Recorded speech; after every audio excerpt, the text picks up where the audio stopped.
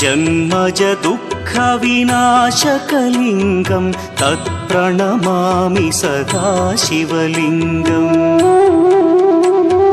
देवमुनिप्रवरार्चितलिङ्गं कामदहन करुणाकरलिङ्गम्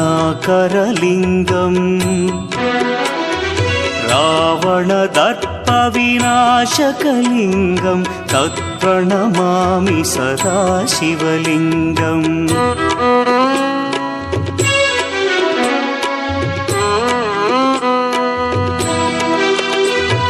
सर्वसुगन्धसुलेपितलिङ्गं बुद्धिविवर्धनकारणलिङ्गं सिद्धसुरासुरवन्दितलिङ्गं तत्प्रणमामि सदा शिवलिङ्गं कनकमहामणिभूषितलिङ्गं फणि